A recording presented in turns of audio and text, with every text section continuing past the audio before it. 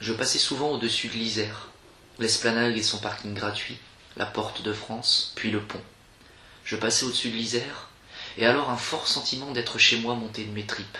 L'effet, en fait, du paysage sur ma gauche. L'eau, les quais, les maisons, au loin la montagne, les sommets, parfois la neige, nuages bien sûr aussi.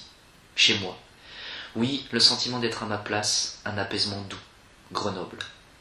J'allais bouffer au Molière, 8 € le plat du jour, simple et très fin, toujours un petit goût original, même que ça ne me dérangeait pas qu'on puisse pas y fumer.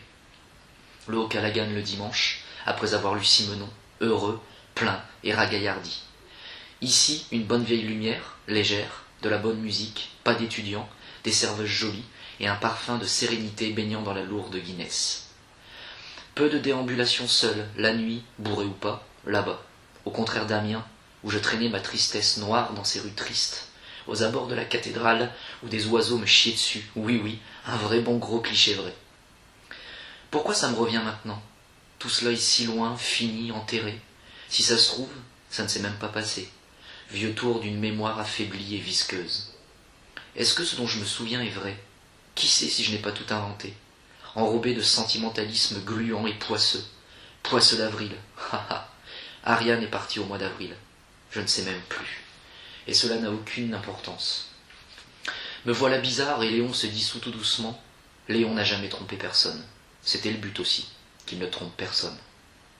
Est-ce que je suis en train de jouer? On dirait ouais. Me voilà tiré vers le bas par ce que j'écris. J'avance dans quelque chose que je ne reconnais pas, du moins qui ne sonne plus, car je ne me reconnais mais dans un passé. J'aurais pu écrire tout cela il y a quelques années, hier, aujourd'hui, demain. Écriture, un autre espace-temps, une continuité bizarre, bâtarde et à la traîne sur soi, toujours. Certaines choses paraissent des plus claires, une fois écrites, mais ce sentiment troublant de figer sur papier du fugace et du vent, figer du mouvant alors qu'on est déjà ailleurs le temps de taper ce mot, déjà ailleurs, déjà vieux, 40 ans plus tard, ou avant sa propre naissance. Bien sûr, je vous écris le cul sur ma chaise, de mon bureau, bien sûr, et pourtant, d'où vous écris-je réellement? Je vous écris de ma boue, ou...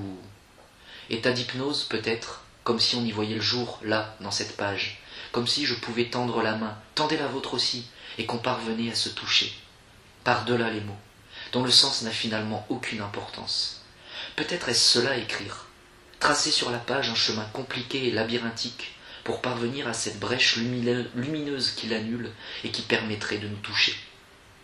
Un livre n'est que cette utopie, un appel déchirant, une tentative de pouvoir réellement nous toucher. Un livre est à lire dans ses vides, dans ses manques, dans son blanc. Oui, quel est cet endroit où je vous écris, où vous me lisez et, peut-être, où il nous semble partagé? Votre main est dans la mienne.